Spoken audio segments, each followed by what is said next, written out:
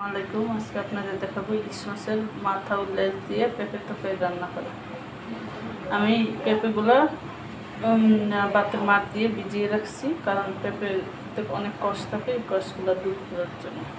এখন আমি মাছগুলো দিয়ে নিলাম, দিয়ে একটু লবণ দিয়ে দিব, সামান্য একটু সরিষার তেল দিয়ে দিব, কারণ মাছগুলোর যে গন্ধটা থাকে সেটা করে না।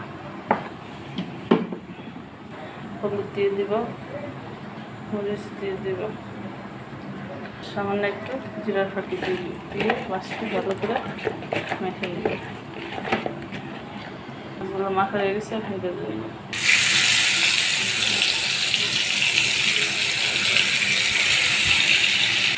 দিয়ে আমি পেঁপেটা দিয়ে দিব, দিয়ে দিব।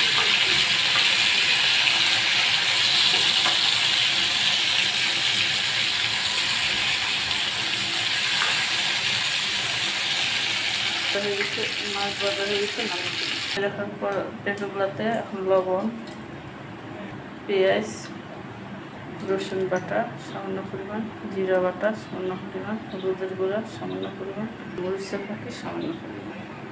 আর আমি যেই তেলটা দিয়ে মাছটা বাড়ছি সেই ইলিশ মাছের তেলটা দিয়ে দিই। আমি পেঁপের তরকারি কষিয়ে দিই, দিয়ে আমি পেঁপেটা ভালো করে কষিয়ে নিই। পেঁপেগুলো কষানো হয়ে গেছে আমার, ভালো করে কষানো হয়ে গেছে। আমি পানি দিয়ে দিব,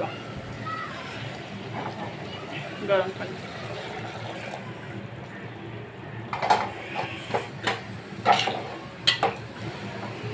দিয়ে দিলাম, মরিচের গুঁড়া কম দিচ্ছি, তাই আমি কাঁচামরিচ দিয়ে দিলাম।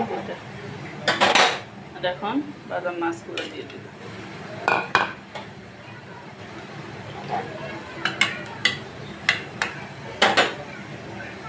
ঢাকনা দিয়ে তরকারি হয়ে গেছে, এখন নামিয়ে যেমন দেখতে হয়েছে। আমার পেঁপের তরকারি রান্না করা ইলিশ মাছ দিয়ে বিশেষ